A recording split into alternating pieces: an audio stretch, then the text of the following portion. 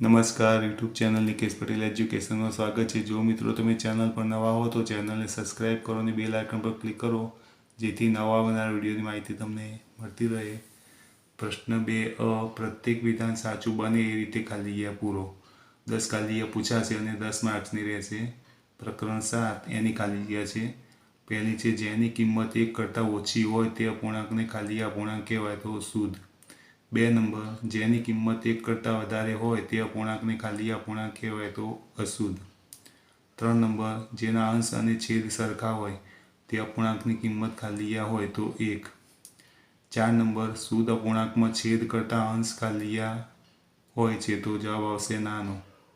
5 number, અશુદ્ધ અપૂર્ણાંકમાં છેદ કરતાં અંશ ખાલી હોય તો મોટો। 6 નંબર, અપૂર્ણાંક 4/7 અંશ ખાલી છે તો 4। 7 નંબર, અપૂર્ણાંક 2/5 છેદ ખાલી છે તો 5। 8 નંબર, એક વસ્તુના 8 ભાગ કરીએ તો તેના 3 ભાગને ખાલી વડે દર્શાવાય તો 3/8।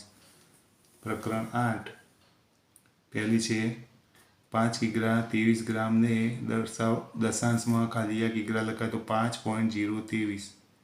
2 3 લીટર 35 મિલીને દશાંશમાં ખાલી લીટર લખાય તો 3.035। 3 નંબર, 0.47ને સાદા પૂર્ણાંકમાં ખાલી લખાય તો 47/100। 4 નંબર, 0.4 + 0.1 + 0.2 = 0.7। 5 નંબર, 5.43 - 0.5 = 4.93। 6 નંબર, 65 પૈસાને દશાંશમાં રૂપિયા ખાલી લખાય તો 0.65।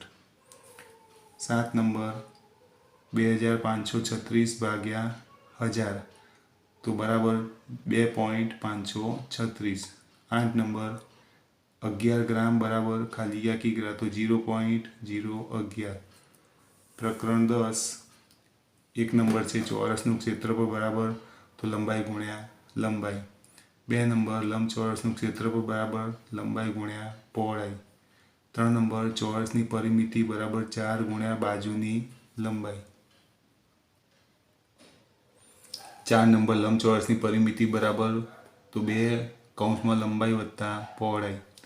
5 નંબર, ભૌમિતિક આકૃતિની બધી બાજુઓના માપનો સરવાળો એટલે આકૃતિની ખાલી જગ્યા તો પરિમિતિ। 6 નંબર, બંધ આકૃતિ સપાટીનો જેટલો ભાગ રોકે તે માપને ખાલી કહે છે તો ક્ષેત્રફળ।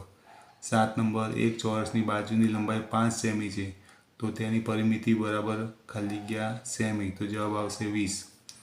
8 નંબર, એક લંબચોરસની બાજુની લંબાઈ 6 સેમી અને પહોળાઈ 4 સેમી છે તો તેની પરિમિતિ બરાબર ખાલી જગ્યા સેમી તો 20।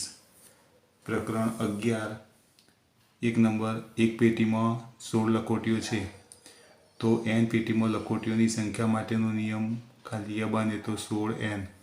2 નંબર, જો n બરાબર 1 હોય તો 5n બરાબર જવાબ આવશે 5। 3 નંબર, જો n બરાબર 2 હોય તો 8n બરાબર તો જવાબ આવશે 16। 4 જો આકૃતિની સંખ્યા માટે n લઈએ તો દિવાસળી વડે z આકૃતિ રચવા જરૂરી દિવાસળી માટેનો નિયમ ખાલી બને તો 3n। 5 નંબર, જો આકૃતિની સંખ્યા માટે n લઈએ તો દિવાસળી વડે e આકૃતિ રચવામાં જરૂરી દિવાસળી માટેનો નિયમ ખાલી બને તો 5n। 6 નંબર, જો એક બાસ્કેટમાં 18 કેળા હોય તો n બાસ્કેટમાં કેળાની સંખ્યા માટેનો નિયમ ખાલી છે તો 18n। 7 નંબર, જો આકૃતિની સંખ્યા માટે n લઈએ તો દિવાસળી વડે f આકૃતિ રચવા જરૂરી દિવાસળી માટેનો નિયમ ખાલી બને તો 4n। 8 નંબર, જો આકૃતિની સંખ્યા માટે n લઈએ તો દિવાસળી વડે આવી આકૃતિ એટલે કે એ જેવી આકૃતિ રચવા જરૂરી દિવાસળી માટેનો નિયમ ખાલી બને તો 6n। પ્રકરણ 12 1 નંબર, 5 અને 15નો ગુણોત્તર ખાલી છે તો 1/3। 2 નંબર, 8 કિગ્રા અને 12 કિગ્રાનો ગુણોત્તર ખાલી છે તો 2/3। 3 નંબર, 2 5 4 10 એ ખાલીમાં છે તો પ્રમાણ। 4 નંબર, 6 7 18 ખાલી એ પ્રમાણમાં છે તો 21। 5 નંબર, ગુણોત્તર દર્શાવવા બંને માપના એકમો ખાલી હોવા જોઈએ તો સરખા। 6 નંબર, ₹8 અને 24 કિગ્રાનો ગુણોત્તર ખાલી તો ન મળે. 7 નંબર 12 લીટર અને 16 લીટરનું ગુણોત્તર ખાલી છે તો 3:4. 8 નંબર 15 પૈસા અને 45 પૈસાનો ગુણોત્તર ખાલી છે તો 1:3. તો મિત્રો તમને આ વિડીયો ગમે તો વિડીયોને લાઈક કરો, કમેન્ટ કરો, શેર કરો અને ચેનલને સબસ્ક્રાઈબ કરો.